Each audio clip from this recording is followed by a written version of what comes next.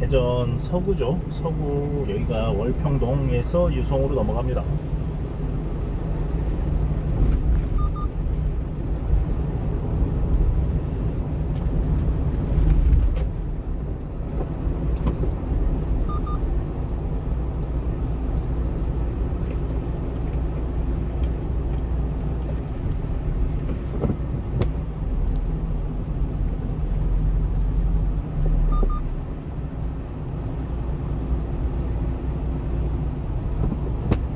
완벽한 면도의 필요.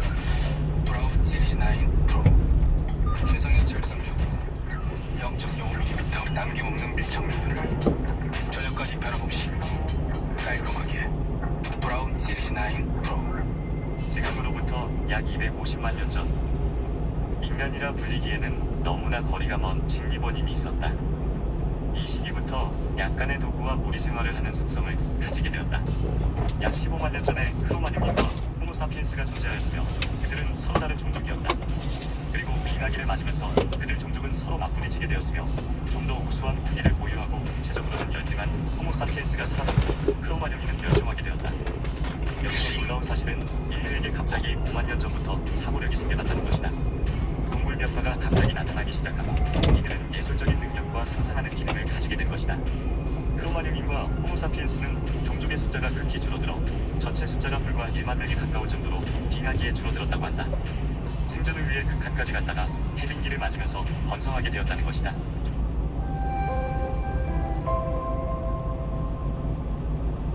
현재 지구에는 150만에서 200만 종의 생물이 사는 것으로 알려졌다. 이 많은 생물이 어디서 온 것일까? 창조론자들은 하나님께서 종류대로 창조하셨다고 믿으며 환경에 적응된 다양한 변이가 일어나되 유전적 한계가 있는 것은 창조된 종의 경계를 벗어날 수 없기 때문이라고 설명한다.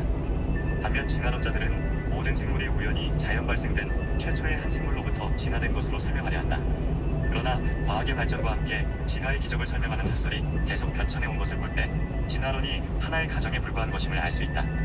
1809년 프랑스의 생물학자 라마르크는 화학 진화로 생긴 최초의 생물 진화를 설명하기 위해 동물의 기관 중에서 많이 쓰이는 것은 점점 발달하고 반대로 쓰이지 않는 것은 퇴화한다는 연구 용서를 제안했다.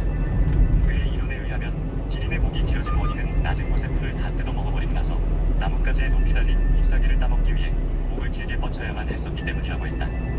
이렇게 각 세대는 그 후손에게 약간씩 더 긴 목을 유전해 주었다는 후천적 획득 형질의 유전을 믿게 되었으며 19세기 말까지 아무도 후천적인 획득 형질의 유전을 의심하지 않았다. 그러나 테니스를 즐겨 한쪽 팔이 길어진 부모의 후천적인 획득 형질이 자식에게 유전된다는 것을 믿는 사람이 오늘날 누가 있는가? 후천적 획득 형질은 유전되지 않는다는 것이 오늘날 과학의 법칙이다. 그러나 1900년대에 이르러 여전히 가능한 돌연변이가 알려지게 되면서 돌연변이설이 제기됐다. 그러면 과연 이 돌연변이가 더 진보된 뭐하는 거야? 종교까지 깜빡이도 안 진화를 켜고. 하는 시작으로 작용할 수 있을까? 우리는 먼저 돌연변이가 자연에서는 아주 드물게 일어난다는 사실을 알아야 한다. 돌연변이는 보통 100만 번에 한 번 정도의 낮은 확률로 일어나며 설령 돌연변이가 일어나도 대부분 해로운 방향으로 나타난다는 것이다.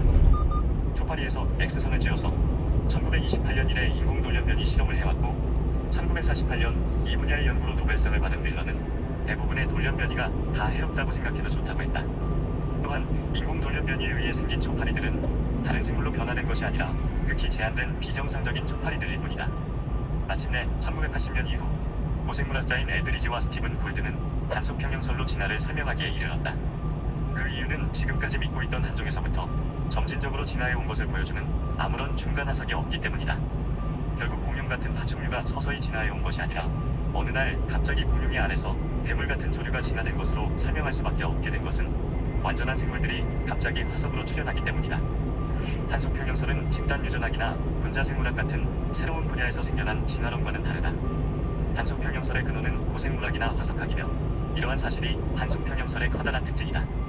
진화는 다윈이 생각하였던 것처럼 일정한 속도로 서서히 진행하는 것이 아니라는 것이다. 단속평형설에 의하면 진화는 짧은 기간의 급격한 변화 때문에 야기되지만 그 후는 상당히 긴 기간에 걸쳐 변화에 의해 야기되고 또 상당히 긴 기간에 걸쳐 생물에는 변화가 생기지 않는 상태가 계속된다. 이른바 진화에는 정지하는 시기와 급격하게 변화하는 동적인 시기가 있다는 것이다. 이같이 단속평형설은 생물이 극히 미소한 변화를 조금씩 축적하면서 진화한다는 다윈의 진화론 일부를 부정하는 태도를 보이고 있다. 살아있는 화석으로 불리는 투국이나 뉴질랜드의 현재의 슬기 도마뱀도 몇 억 년이나 거의 변화하지 않고 태고의 모습대로 현재에 이르고 있다. 이러한 사실에 대해 다이 진화론에서는 생물은 종류에 따라 진화의 속도에 큰 차이가 있기 때문이라고 설명한다. 그러나 여러 지층에서 발견되는 화석을 연구하면 예상외로 장기간에 걸쳐 모습이나 모양의 변화 없이 안전성을 유지하고 있는 경향이 강한 것 같다. 생물은 좀처럼 쉽게 변화하지 않는 것인지도 모른다. 화석 연구에 근거한 사실로서는 새로운 모습이나 모양을 갖춘 화석이 벼랑간 나타난 다음에는 상당히 긴 기간은 안정된 상태대로 유지하면서 거의 변화하지 않는 화석이 출현한다는 것은 분명해졌다. 이러한 사실은 대단히 오래전부터 알려져 있었으나 단속편 형설에 의해 다시 한번 주목을 받게 된 것이다. 최근의 종합진화설에서는 화석 연구보다는 유전학, 특히 집단 유전학이 주류이다. 그러한 환경 속에서 진화론은 본연이 진부한 고생물학 분야로부터의 새로운 사고에 부닥치게 된 셈이다. 전통 진화설의 입장에서 단속 평형설에 대한 비판이라면 언제나 그랬지만 화석에서 볼 수 있는 단속 평형설이라는 공백은 아직 중간에 화석이 발견되어 있지 않았다거나 화석이 되기 어려웠다는 것이다. 단속 평형설에 의하면 화석에서 볼 수 있는 장기간의 안전성이나 불련한 변화에 대해서 화석이 급격하게 변화한 것 같이 보이는 것은 새로운 종이 형성될 때만이라고 한다. 즉, 새로운 종이 형성될 때 생물은 급격하게 형질이 변하나 그 변화가 일단 완료하게 되면 다시 안정된 상태가 유지된다고 설명한다. 물론 여기서 말하는 변화는 생물의 모습이나 모양과 같은 형태가 변화하는 것을 뜻하고 있다. 생물이 급격하게 변하는 시기는 새로운 종이 갈라지는 시기와 일치한다고 한다. 어쩐지 단속 평형설은 진화는 종을 단위로 하여 약이 된다는 태도를 보이고 있는 것 같다. 단속 평형설은 생물 중에서도 무엇인가의 특별한 속성을 가진 종은 그렇지 않은 종보다는 종 간 경쟁에서 유리하며 자손을 남기는 기회가 많다고 생각하였고 이것이 향상 진화에 이루어진다고 하였다. 지금까지는 진화란 것을 진보와 향상으로 보는 향상 진화와 종의 분기로 보는 분기 진화하고는 각 별개의 현상이라는 것이 상식이었다. 그러나 스티븐 제이 골드는 향상 진화란 것은 오로지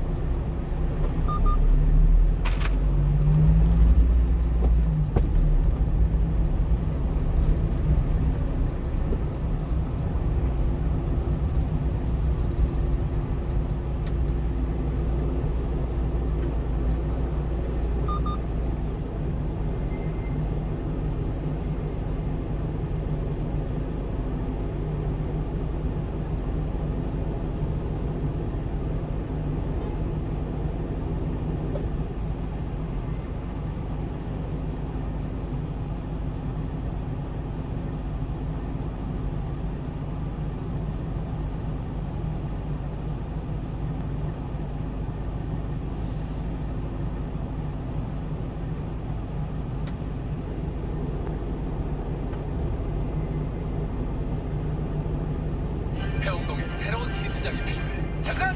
비법장 안 껴서 뭐해요? 쫄깃한 쫄면에 비비는 거지.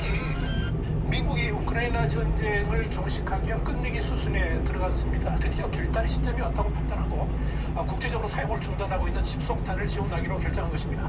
강철비라고 부르는 이 집속탄은 민간인 피해가 우려되는 무차별 살상 무기임에도 이 우크라이나 전쟁 500일을 앞두고 총력 지원하는 차원에서 이 공급 차를 써야 돼요. 미국은 왜 강철비를 우크라이나에 보내는지 그 이유를 와이타임스가 추적해봤습니다. 지금 시작합니다.